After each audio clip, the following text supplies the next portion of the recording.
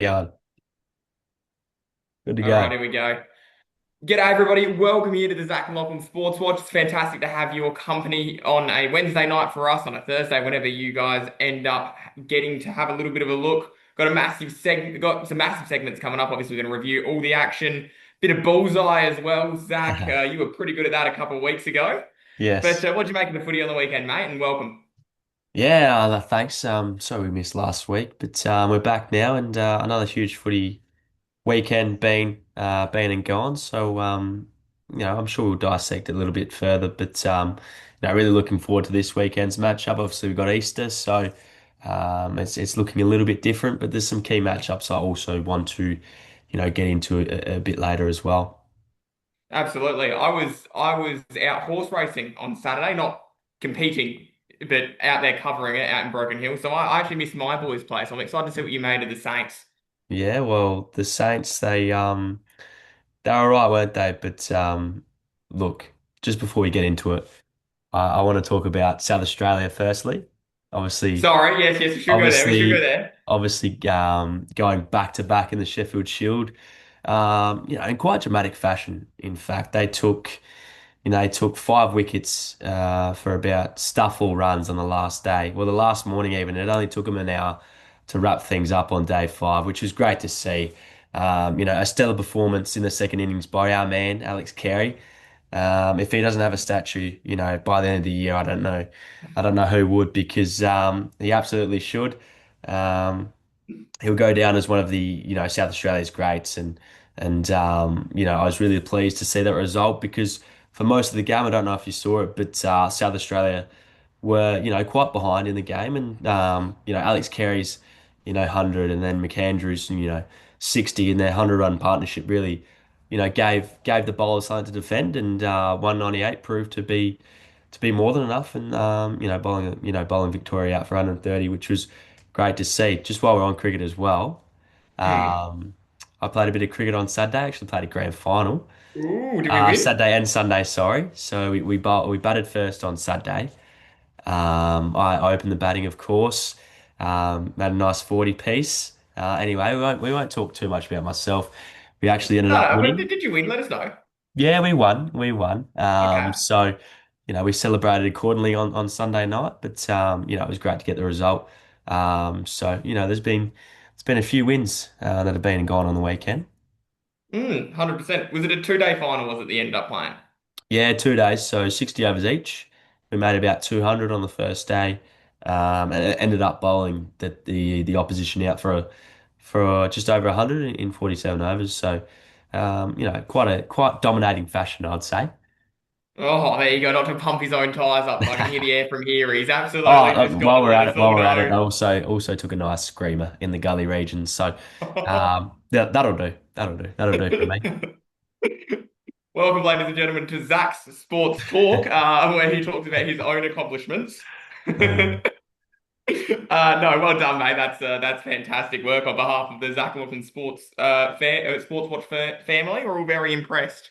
Um, Moving swiftly on though, do we want to go? We got to go to footy, don't we? We got to have a chat about what happened, and we might start in Geelong with the Crows game on Thursday night. Now, probably the most, I think, influential decision that the men in green made, not to immediately mm. jump on their back, but it was that free kick that should have gone to the Crows and didn't. But your thoughts on the game?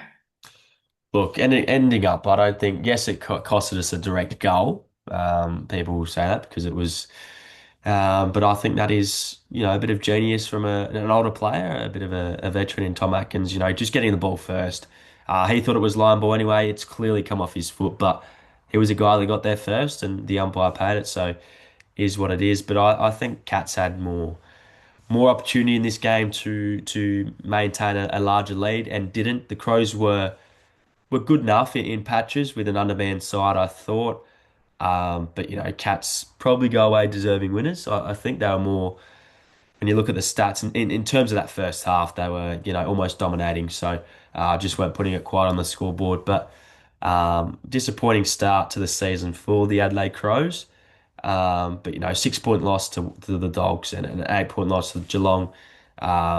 He's going okay. Mm, But big test Friday night, as we'll delve a little bit deeper into later in the show. 100% a massive test on Friday night against Fremantle. Looking forward to being there as well, Zach. I make the drive back tomorrow, so it'll be good Oh, fun you are coming. Wow, there you go. to get to the Adelaide Oval. Yep, I'll be back for Easter and Yep.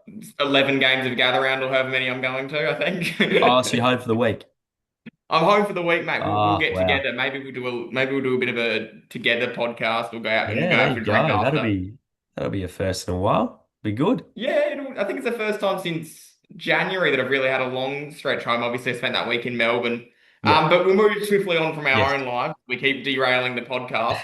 As per usual, it's how it ends up happening. Speaking of Adelaide, Port played a game in Adelaide on the weekend, as you'd all be aware. They were defeated by Oof. West Coast. It was line ball, but it's a bad loss for Port. After being, pretty well dominating that first term as well. I mean, what were they up? They're up, 20 points in that quarter alone. Mm. Look, it's quite horrible, isn't it? I think to let West Coast back in the game is one thing. To end up letting them beat you by 2 points at home, um, it's looking like a poor season for Port Adelaide. Probably worse than I first imagined. Here's my question for you. If Ken Hinkley's sitting in the coaching Mm. box on Yeah, Sunday and not Josh Card, do Port Adelaide lose that game of football? I don't think so, no. Yeah, cool. I was of the same. I was going to have an argument with you, but I Actually, was I of don't the same. think. I know they wouldn't have. I know they wouldn't have. For Yeah. sure. So then, did Port potentially bring in a guy that was unproven a little bit too soon? I think he's an okay coach, but I'm not sure why. And I've said that all along. I don't know why. Ken Hinkley's one of the best in the game, in my opinion. So Mm, moving on from him, he was there a long time. I get that. He wants some fresh, I guess, noise around the footy club, but I didn't see it as the right move at the time, and obviously the succession plan proved to fruition. But now that you look at it, and Port, are now where they are. They've lost to North Melbourne, albeit away from home, but lost mm. quite poorly, Yeah. and now being beaten by West Coast, who many say finished wooden spooners this year. Um, at home is quite a poor loss to start your season. Mm. Yeah, well, I'm glad you mentioned North Melbourne because they're the next team we're going to have a look at. Obviously, they took on the team Port Adelaide had beaten sorry, Essendon. Essendon, they're in a little bit of struggle street. Are the Dons, and they lost just on the weekend to North Melbourne. North Melbourne looking good really early. Yeah, well, 2 wins from the three starts is what you like to see for North Melbourne, isn't it? They would have not liked dropping a game where they were in full control against the Eagles. So the Eagles are flying as Mm. well, aren't they? But look, they wouldn't have liked to drop that game against the Eagles at all. But they did respond, beating the Bombers by 12 points. Do you read much into the margin? I don't know. A win's a win, isn't it? Yeah, it's an interesting one. Whose list is in a better place, North Melbourne's or Essendon's? Oh, easy question. North Melbourne. Yeah, cool. That Definitely. was They've the got, that was the answer I'd come to in my own head as well. yeah. Um, yeah, it's worrying for Essendon, isn't it? Do And they we're do gonna they we're win a gonna game this year? touch. Do they Essendon? win a game? Who are they Yeah, they'll beating? beat St Kilda. That's how that'll happen. Oh no. No, surely not. That's two teams I've just given a whack to in the last 5 minutes. Oh dear. That'll be horrific. Horrific for St Kilda. Yeah, the team that loses to Essendon, and there will be someone. There always is every year. We always go, oh, someone's gonna go unbeaten, someone's gonna go unbeaten. For a lot of people, it was West Coast. For a lot of people, it was North Melbourne. Those two teams are now 2-1. Yeah. Someone's going to lose to Essendon, and unless it's a Richmond or even a Melbourne, a Carlton, those clubs are never going to play finals anyway. But if it's one of those teams that's hanging on the edge of the 10, it could derail your entire season. I lost to Essendon. Absolutely it could. I mean, you got the playing games now as well, but if you lose and you're sitting just on that 10th, 11th spot, 12th spot, you haven't lost to an Essendon side. Oh boy. Probably should be playing finals anyway. Yeah, you probably don't deserve to play finals if you're losing to a team like Essendon. Not to go too hard into the paint, obviously, on the Dons, but we're just going based off what we've seen over the last 3 weeks, and it hasn't been impressive to watch, to say the Yeah. least. It's been quite a painful watch. But I did do the math the other day, and by I did the math, I was scrolling Instagram and it happened to come up in front of me. the game they play against GWS in Sydney, that will be a 1 year anniversary if they haven't won by then, since they won a game of football. Wow, huge. It's a Yeah, long it's time, bad. isn't it? It's a long time in footy, isn't it? It is indeed. This game was interesting. Carlton, they seem to have a really, Oh, really excellent ability to play a half of football, but then they seem to almost go into this weird trance coming into the second half, and they can't stick it on the park. They were 40 points up against Melbourne, and they lose by 23. It's really not good enough. it's not good enough at all. 7-4 to 1-6 at half time. Final margin 11-11 to 15-10. They've kicked 14 goals in the second half again. I mean, Melbourne were good, but Carlton was shocking. And Not in that first half, they weren't. this is shocking from Carlton. I think their second halves doesn't even look like they're out there. I mean, Mm. honestly, that last quarter, I watched a bit of it and it was deplorable. Letting Cozzy Pickett, their main man, whatever he wants, having Whatever he wanted, yeah. 12 multiple score involvements, a goal. He waltzed into that goal as well. There's just no effort from Carlton in the second halves at all. None. Mm. Yeah, it's bad. Who I think and it was phrased to me very interesting last night in Broken Hill.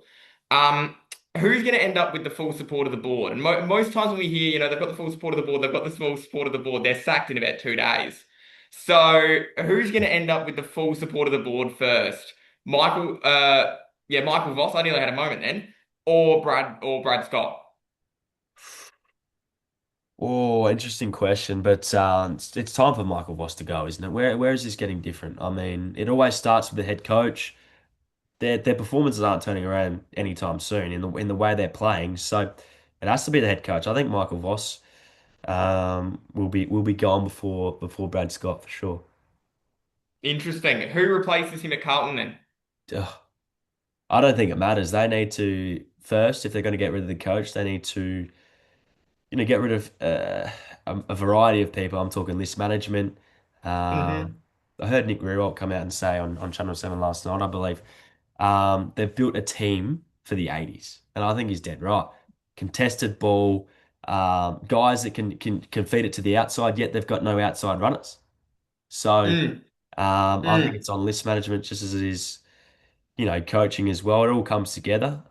Something needs to change at Carlton because they can't keep playing this way. I mean, to keep a side to 1-6 in a half of footy is excellent footy. To then concede 14 goals in a half is terrible footy, isn't it? So it's a Yeah. tale of two halves. So one, they're playing right, but once another team starts to work them out in game, they switch up like that, and Carlton's it's good night. Yeah, it is. It's really bad for Carlton. I mean, there's not much else to what I can add to what you've just said there. They need to take. They need. It's interesting though with Carlton. Do you think a win, if they get one, almost kickstarts them back in a gear? No, I don't see it. Nah. Okay. Moving swiftly on, we'll go to the Giants, who are a little bit deflated at the minute. They were defeated by Collingwood by 33 points at Marvel Stadium on Friday night. Thought the Pies were good for their win. I thought the Pies were averagely good. I mean, they just did the job against the Giants, didn't they? They still have a bit of Mm, worry ahead of the footy, albeit Membry kicking a few, but I don't think he's going to do that every week. Of course, only kicking 87 points with the amount of outs that the Giants backline do have is slightly worrying concern. I don't think that gets it done against the Brisbane Lions, against the Dogs, even Adelaide. I think that type of mm. score needs to lift. That's my only concern at the moment for Collingwood is ahead of the footy, I think. It's been a question, I think, really since we saw them play against St Kilda in opening round, to even maybe back to that North Melbourne game in the preseason. But how much can you read into that? Because they had about 11 of their best 22 missing or something. Yeah, It has been ahead of the footy. What magnets can they swing? And it's not going to happen every week, especially for Membry. He's a great player, but he's probably getting past his prime now. Who can they turn to? Jamie Elliott's always good for a couple of goals, but if your leading goal kicker at the end of the year is a small forward, it probably yeah. means your tools haven't fired. So they need to find a way to generate scores quickly. This year, is it going to place them out of a premiership window? I don't think, much like yourself, they're going to be able to compete with the top sides. But they beat who was in front of them on Friday night. Absolutely, and they were good enough. They've got a lot I like about their game. I mean, their defensive structure is always pretty sound. Part of their game. Nick and Josh Dacos throughout the middle. It stacks up against any side.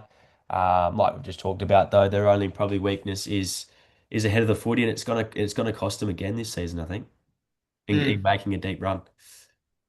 Fremantle Richmond. We'll save St Kilda Brisbane for a minute because that game was a little bit more interesting.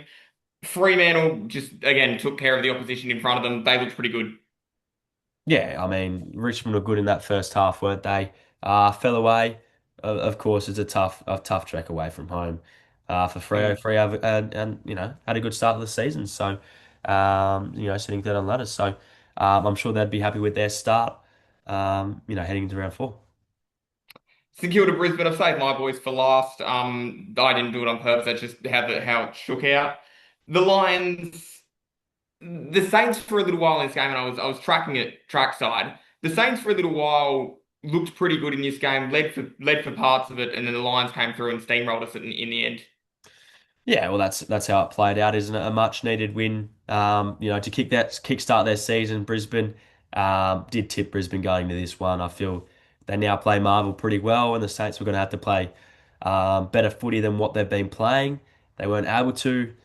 A 5 goal loss is probably more than what I'd expect Yeah. from St Kilda side. So it's been a pretty poor start to the season for them.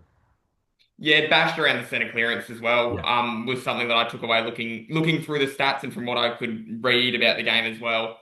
We were I should stop saying we when I talk about the Saints, but St Kilda were bashed pretty badly around clearance. And the Lions made us look second rate, especially in the second half. So that was disappointing to see, and it's the reason that we faded out of the game so quickly, I think, from everything I've seen and everything I read in the bits of the game I did get to see. Do you want to do bullseye or do you want to roll into previews Nah, let's do for next week? bullseye. Break it up a bit. Let's do it.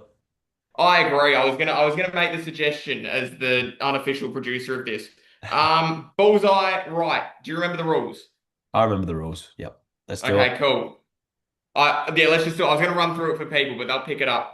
Rightio. Number one, Essendon should have traded Zach Merritt. Oh, you're giving me a good one early here. No, okay, he's waving away. The Doggies have the best midfield in the game. Nah, we can't go there. I talked about the doggies last time.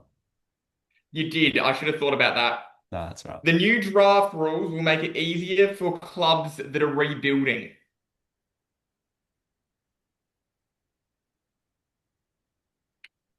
Scott Pendlebury is in the top 10 midfielders ever. Mm.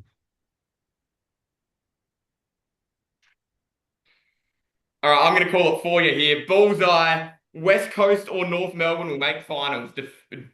That's your argument. Go. Done. Oh, North Melbourne Wake finals. Okay, well, Um, you're going to just drop West Coast. That's fair. yeah, I'm dropping West Coast. They're playing well at the moment, albeit, 3 games into the season, they've won two. I get that. One against North Melbourne themselves, but that was at home, and North Melbourne were dominating them, to that point in the game. So, I've always, in the past, been on North Melbourne as well. I've always liked their list. I haven't always liked the way they play, but I like their list. There's plenty of talent across the park. Being down the lower end of the ladder in the last few years remains for an easy draw. A lot of games under the lid at Marvel is a big part of why I see them winning a lot of games. Not a lot, but enough to creep into that, top 10 to play finals. So, other than that, that's all I've got on North Melbourne making the play-in. So, there you go. Yeah, I'll give you 2 words as my argument as to why neither of those sides will play finals. They're too inexperienced. I just don't think they're going to be able to put it over the course of a 25-week season. So unfortunately for them, I think they'll miss. But in the coming years, North Melbourne, maybe even as soon as next year, will be a really dangerous force. West Coast, I think, are another maybe 2 years past that. They'll certainly be competing for finals in sort of the next 3 years when some other clubs' premiership windows start to open. But yeah, the Roos and the Eagles for mine, just too inexperienced this year to compete with the very best. What have you liked about the Eagles, I guess, over the last 2 weeks in particular? And does that see in your mind them making probably a quicker jump than first thought, or not? Or are they still quite got a long time to go? I don't know if they've got a medium time to go.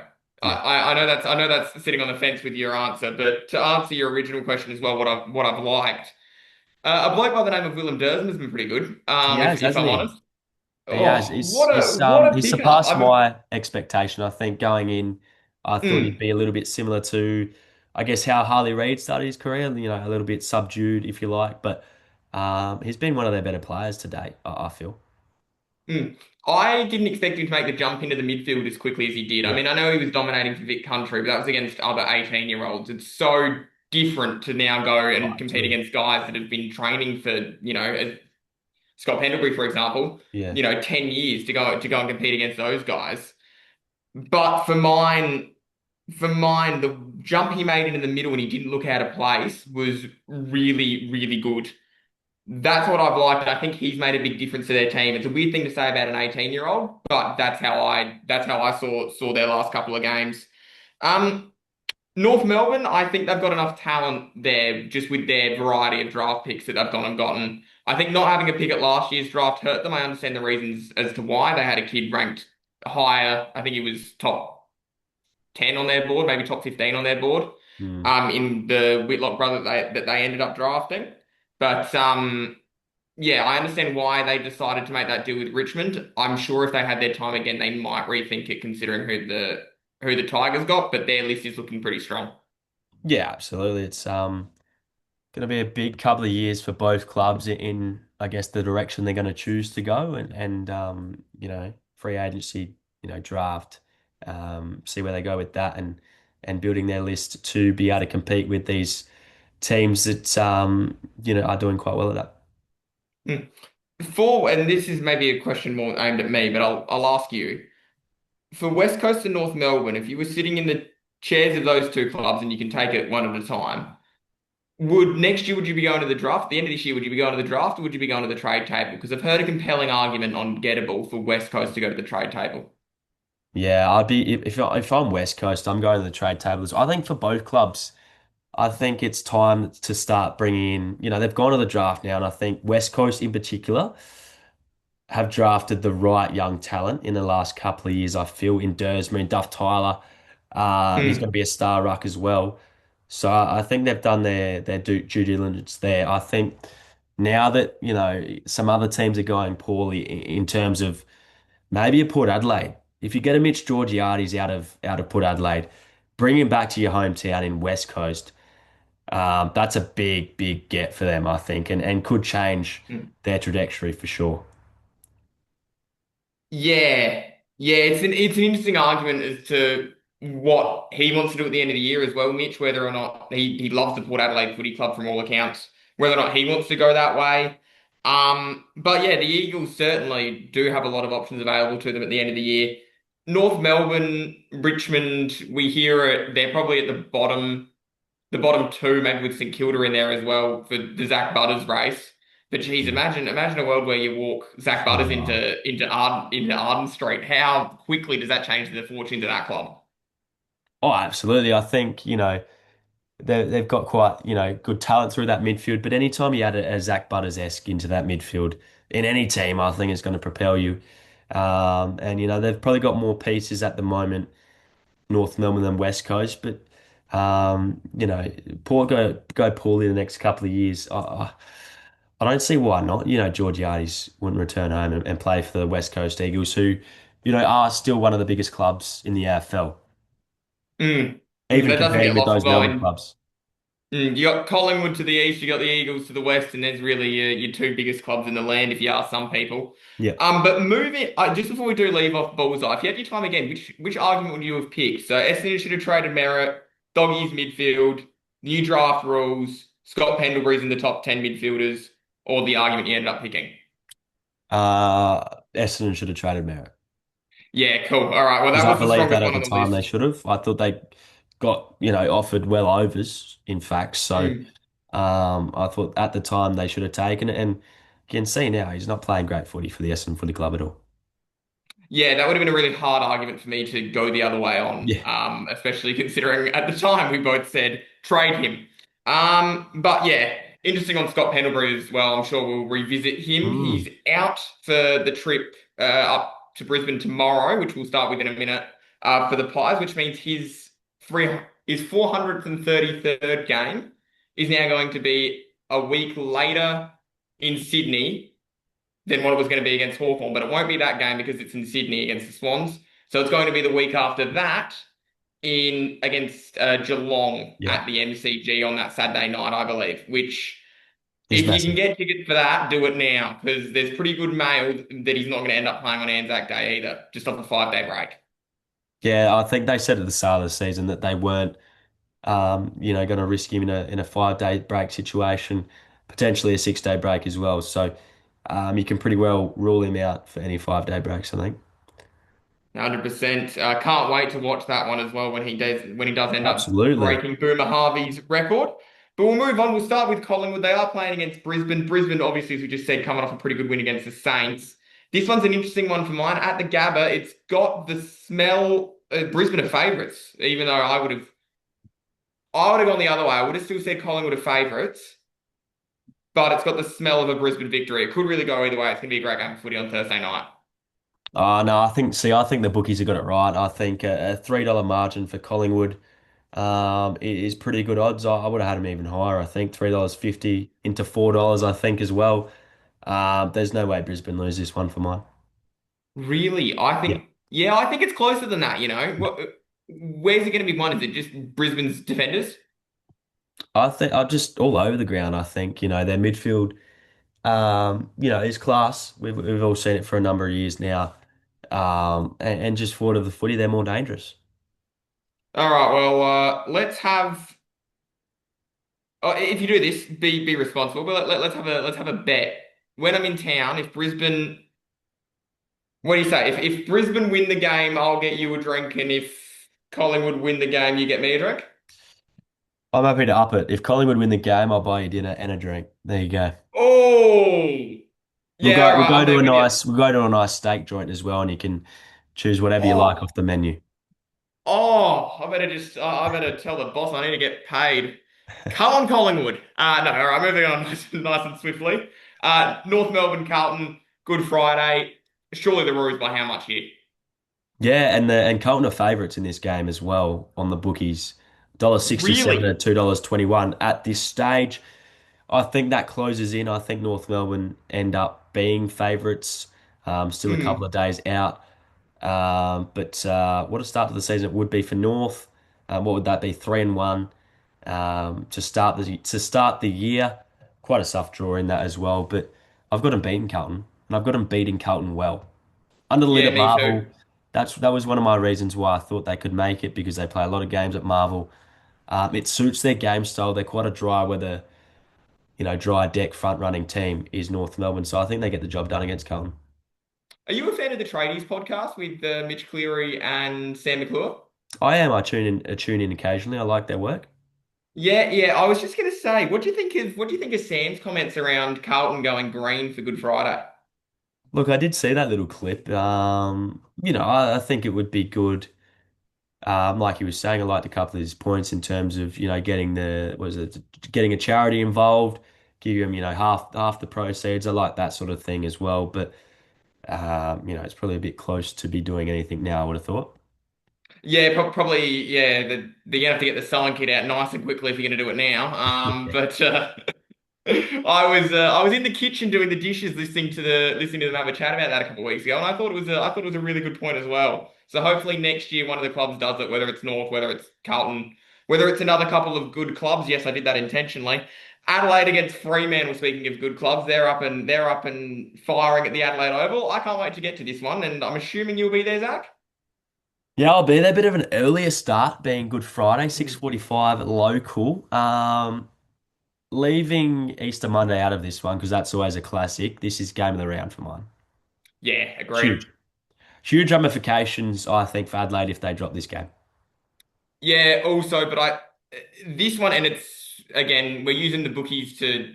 kind of paint a picture. If you are going to use the bookies for their intended purpose, of course, do it responsibly. Adelaide $1.83, Fremantle $2.01.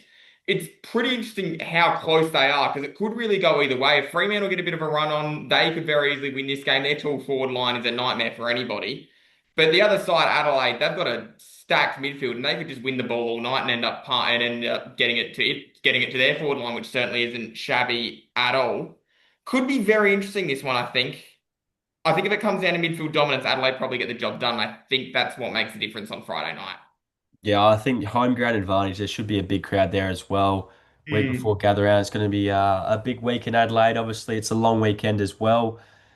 We might have a few people going away, but being a Friday night, I'd assume there'd be upwards of 50K there. So another huge game for Adelaide. They've asked for it after being finishing first in the ladder last year. You get a lot of, Friday night, Thursday night, Mm. prime time matchups against the better teams, and absolutely, it's going to be a big task. I can definitely mount an argument for both sides. I like what Freo are doing at the moment. They've started the season very well. Their midfield is all class. Head of the footy as well. They're just as dangerous as the Adelaide Crows, if not more dangerous. So, and their defense stacks up as well. They play a good defensive brand of footy as well. The contests, the back half as well. Jordan Butt's out for the Adelaide Crows does hurt. He's probably been one of their Mm. better players for the best part of a couple of weeks now, so that hurts. And we'll wait on team selection to see who comes in, but likely Jordan Dawson returns, likely Yep. Tex Walker returns. So they're two big ins as well for the Adelaide Crows. Yeah, well, my boss, I can hear him now. He's doing somersaults because I'll have to try and grab Tex for a little bit, post match or even earlier in the week, I reckon. The Broken Hill Being a Broken Hill specialist. boy. Sorry? The Broken Hill specialist. Oh, the Broken Hill Specialist. That's what they call me. I think that should be my Twitter handle. Just a quick question that's popped in my head. Out of those two clubs, and obviously their premiership windows are both open, who would you rather be a fan of? And Oh, take your Adelaide Crows hat off for a second here. it's a great question. It's a great question. I think I think Freo had their, dominance a couple of years ago and didn't quite capitalize. They're sort of still around the same team, if not getting better. It's hard to take my bias cap off, but I'd almost say Fremantle. I'd almost say Fremantle. Yeah, you might have taken your bias cap off and gone too hard the other way. Mm. I'd rather be a Crows fan. I think you're coming into your window now. I agree a little bit with what you said about Fremantle, but I think your depth's a little bit better than the Dockers as well. And it's not Yeah. 22 players that win a premiership. Well, it is, but it's not the 22 players that take to the ground that end up winning the premiership over the course of the year. It's your depth players as well. You know, you're 25, even 30 sometimes when you really hit by injuries. So that would be where I would see the Crows' depth might just get you over the line. But Richmond, Port Adelaide, speaking of teams that probably won't win a premiership, those two are in there for at least the foreseeable future. The Tigers at the MCG, is this the year that is this the game that they kind of kickstart their season and manage to jag a win against a Port Adelaide side that could find itself under a little bit of pressure with the Wolves circling at Alberton? This is a matchup that Port didn't want to see coming, after losing to West Coast, having to go away, play the 18th place Richmond, who are a lot better than 18th place, in my opinion. Not much better in terms Mm. of ladder position, but they're definitely not going to be wooden spooners this year at all. And Port Adelaide being a nice $1.53 favourite, almost a dollar more than Richmond, is crazy stuff. If I'm being honest, I think it should absolutely flip, and I've got Richmond doing it quite comfortably against Port Adelaide. Apart from Butters, they've really got no, and Georgiades, they've got no one. Let's be honest. Yeah, the Tigers at home, I think they'll win. I think they'll win maybe by about 5 goals. Yeah, that's where I see it. Yeah, yeah. Now, this game, West Coast Sydney, there's only two games on Saturday, so it, if you want to go out, you want to go and grab your grocery shopping. Probably Saturday's not a bad day to do it. West Coasters have had a great start to the season. Sydney, however, are going to be far too good, even though it's away from home for them. Yeah, absolutely, and could see the likes of, I don't know where Heaney's at, but he could come back into the lineup as well. So that makes it even tougher for West Coast. But you're right, too classy. Sydney, albeit away from home. and West Coast, coming off a couple of wins in a row, I just don't see them getting close, in my opinion. Couldn't agree more. Melbourne and Gold Coast. This one's from the MCG. Good game of footy. Melbourne have played a great brand of football. It'll be interesting to see how it stacks up against the top sides now because they beat the Saints. The Saints are sort of, your middle of the road. They beat Carlton, who look like they're going to be cellar dwellers this year. Gold Coast on the ladder and probably in reality are the best, if not one of the best teams in the land. So it'll be very interesting to see what Stephen King's able to do with his new look Demons. Their poor starters are the Demons. Yes, they play some, Mm. good footy in patches, but they're against, teams that have started the season and are going to end the season with poor seasons under their belt. So, look, the Suns are a different team to both those teams you mentioned, and I just don't see a world where, Melbourne, given they give up quick starts, it could be alarm bells from the very beginning for the D's, I think. But you're right. I don't want to hamper it too much on the Demons because they're playing a great brand of footy under Stephen King, but they're just not up to scratch with a side like Gold Coast, albeit at home. Yeah, they're not as bad as I thought they were, though. No, They're no. going into the season. I thought they were going to be in, your sort of Carlton boat. They've certainly steadied the ship quicker than I thought they would. So positive signs for Melbourne. Western Bulldogs and Essendon. This one could get ugly really quickly. The dogs are almost at suspended odds on sports, but they're sitting at about $1. Mm. An absolute certainty, and geez, they could score 200 points, the dogs. Wowzers. Yeah, It's got that written this all over it, could doesn't it? it does. I'll tell you what, if you're a shift worker and you go for Essendon, Sunday night might be the night to go to work. You might have more fun, to be Yeah, honest. probably. It could get really messy really quickly. Do you give Essendon a sniff at all? No. Yeah, Point blank, cool. no, no. Point blank, no, it couldn't happen. Even if Marcus Bontempelli doesn't play, not that he's looking at being out or anything, but you could rest five or six from the Dogs, is the point I was trying to make. And Oh, they would too. be absolutely fine in this game, I think. Essendon are in a world of hurt.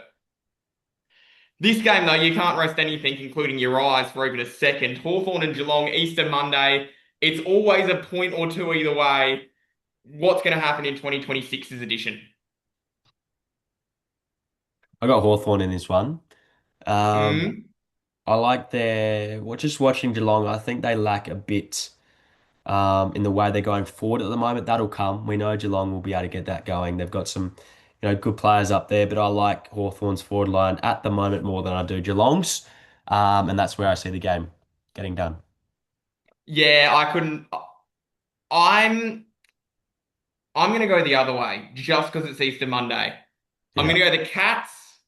They're gonna get it done just within. I'm talking a couple of points, just because I think they need to win more than Hawthorn do, and that seems to be the way this fixture's decided. Huge game to round out the weekend. You know, it's Yeah, already getting into crunch time, isn't it? A yeah. few losses, now will cost you a season in terms of top four, even making the eight as well. So it's already getting there. We're only in round four, five, whatever you want to call it. Well, I'm thinking about going, Zach, to both those games of footy. The last two, Essendon and Western Bulldogs, not by choice because I want to see certain facilities at Marvel Stadium and Hawthorn and Geelong because it's Easter Monday. So it could be interesting to see whether or not I can get along to those two games. But it could be good fun ahead of Gather Round. Gather Round's going to be good fun as well. How many games you got? Just the Thursday night fixture. Just